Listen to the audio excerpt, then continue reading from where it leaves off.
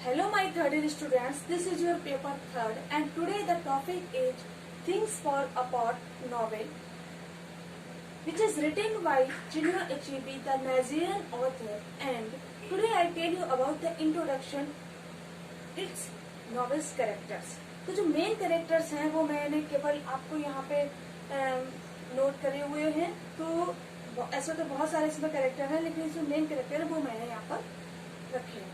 तो I start with the first character, Okonko.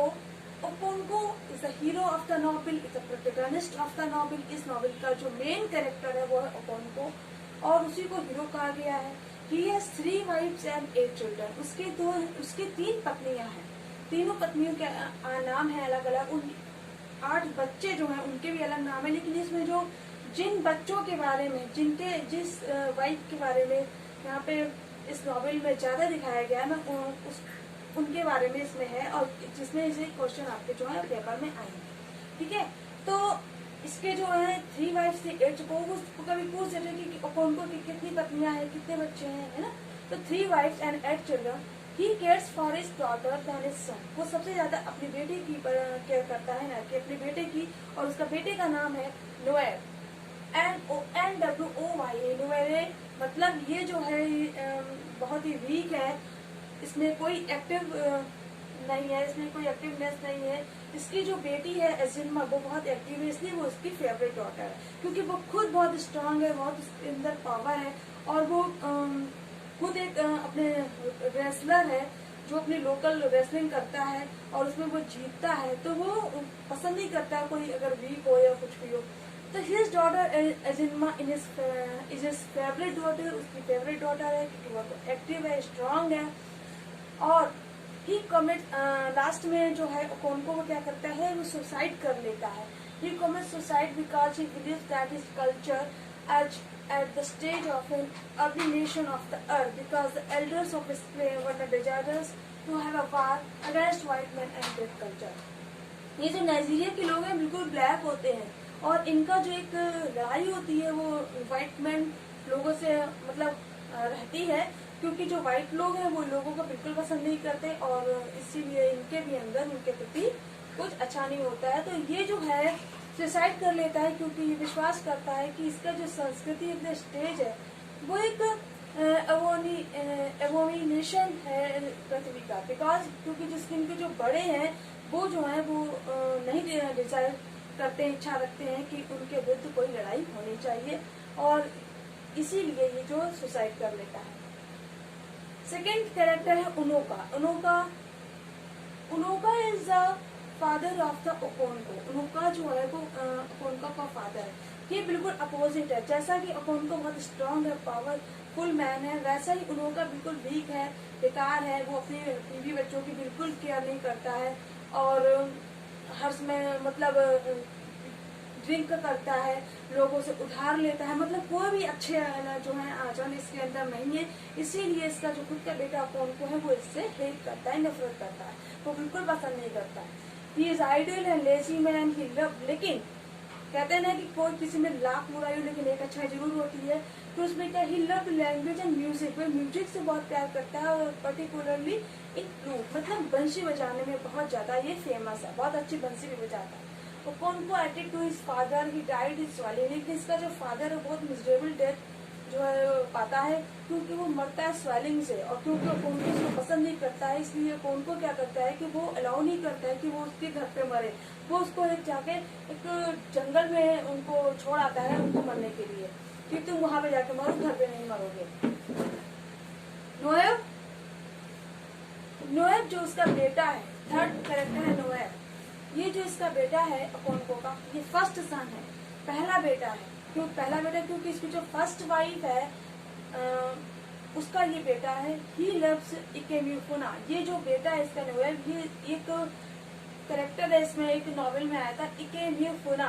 ये इससे बहुत प्रेम करता है क्योंकि इकेम्यूफुना जो है कैरेक्टर वो ओकोनको की लाइफ में आया था, जो उसका खुद का बेटा नहीं, लेकिन वो अपने बेटे के जैसे उसको प्यार करता है, रखता है, उसकी परवरिश करता है, और जो वो इन बच्चों के साथ रहता है तो ये बच्चे भी उसको प्रेम करते हैं। और ये जो बेटा है, बच्चा है, ये 15 years old बॉय है। ओके, तो अब सेकेंड नेक्स्ट कैरेक्टर है इकेमुल्फना। अभी इकेमुल्फना है कौन? तो he belongs to Mbaino tribe. ये एम्बियानो ट्राइब से बिलोंग करता है। He is giving to Okonkwo. ये अपोनको को दिया गया होता है परवरिश करने के लिए। क्यों?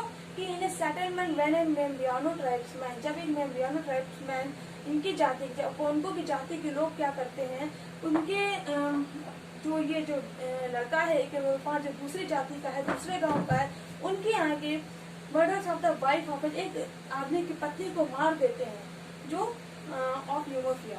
तो ये वो लोग जो है वो इनके अपोनको की जाति के लोगों को ये वो लोग मार देते हैं। इसलिए ये लोग जो है इनकी लड़ाई होती है। फिर ये एक निश्चय करा जाता है कि हम भी तुम्हारे यहाँ के लोगों को मारेंगे। तो वो एक लड़का और एक लड़की देते हैं अपने यहाँ के लोगों से इनके यहाँ कि मतलब आप इनको मारिए या कुछ भी करिए। तो ऐसा डिसाइड होता है कि ये जो बेटा है ये इसके अंडर में आता है अपोनको के, और इसको 3 साल तक रखना होता है, और 3 साल रखने के बाद इसको मार देना होता है। तो अपोनको के घर में जब ये रहता है तो ये बिल्कुल फैमिली मेंबर के तरीके रहता है। अपोनको भी इसे बहुत प्रेम करता है, और उसके बच्चे भी प्यार करते हैं, उसकी पत्नी भी प्यार करती है, सब लोग उससे बहुत प्यार करने लगते हैं, और वो भी उसको अपनी फैमिली मानने लगता है।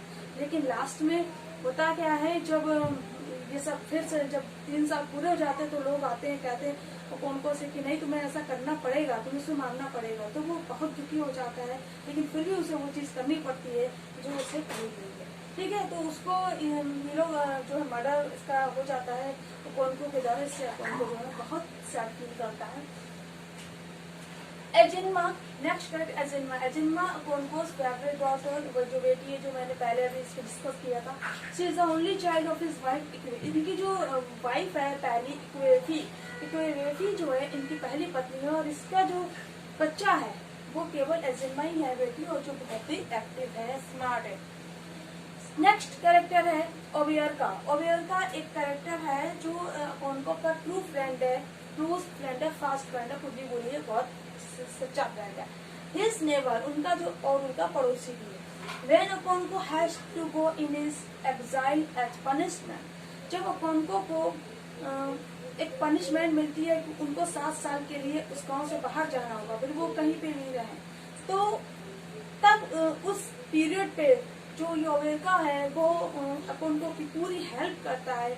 वो उसके जाने के बाद उसके जो भी याम होते हैं जो उसके घर पे होते हैं तो उनको रखता है, उसकी जमीन जो होती है उसको मतलब उसकी देख रेख करता है उसकी जगह जमीन को। जब वो 7 साल के बाद घर वापस आता है तो उसको एक झोपड़ी बनाकर देता है, जगह रहने देता है, उसमें जो भी उसके जो भेड़ वेड़ थे तो उनको बेचकर जो भी पैसे मिलता है वो भी उनको देता है। एक ये जो है उसके ट्रू फ्रेंड को होने की पहचान है। इस तरीके से वो अपने फ्रेंड को मतलब एक ट्रू फ्रेंड साबित होता है। तो exile as punishment he hands over his young and lands to look over after during the exile for 7 years. Okay, तो 7 years के लिए जब ये बाहर जाते हैं तब एक्साइल मतलब वनवास पे, मतलब उन्हें वो वहाँ पे नहीं रह सकते हैं, तो उस पीरियड पे ओबियरका जो है वो उनकी हेल्प करता है। 7th कैरेक्टर है 7th Uchendu. Uchendu is a respectable man of his community, उनकी समुदाय का ओल्डेस्ट बहुत ही मतलब एल्डर भी हैं। निवांटा यंगर ब्रदर ऑफ अपोनकोस मदर, और ये अपोनको की मदर के छोटे भाई हैं, मतलब अपोनको के मामा जी हैं जिनका नाम है उचेंडू। और जब ये एग्जाइल पे जाते हैं तो वो कहाँ जाते हैं, वो इन्हीं के घर पे रहते हैं। वो ये उनकी पूरी 7 साल तक पूरी हेल्प करते हैं अपोनको और उसकी फैमिली की।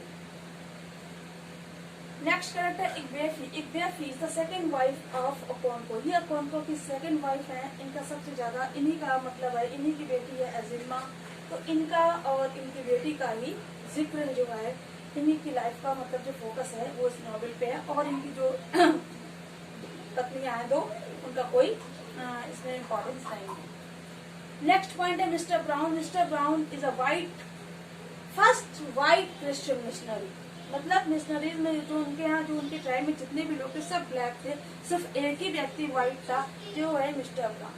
तो मिस्टर ब्राउन फिर 10th नंबर पे रिवन स्मिथ। रिवन स्मिथ ये क्रिश्चियन मिशनरी के थे जो उनकी पूरी देखभाल करते थे अपनी क्रिश्चियनिटी की। और जब ये इंग्लैंड चले गए मिस्टर ब्राउन, तब उनके रिप्लेसमेंट में आए थे रिवन स्मिथ। तब उनके बाद रिवन स्मिथ ने क्रिश्चियन कम्युनिटी को पूरा हैंडओवर अपने हाथ में लिया था। ठीक है, तो ये जो इनके जो मेन कैरेक्टर्स हैं वो मैंने बताया, और इन्हीं से इनकी जो यही स्टोरी भी है कि कौनको एक बहुत स्ट्रांग मैन है, उसके 3 वाइफ से चिल्ड्रन है, जिनमें से एक बेटा बहुत वीक है और एक बेटी उसकी फेवरेट है। और उसकी लाइफ में एक मेफमा नाम का एक बेटा लड़का आता है जो दूसरी जाति का होता है, दूसरे गांव का होता है, जिससे वो अपने घर में रखता है और उसको बेटी जैसा प्यार करता है, फिर उसे मारना भी पड़ता है।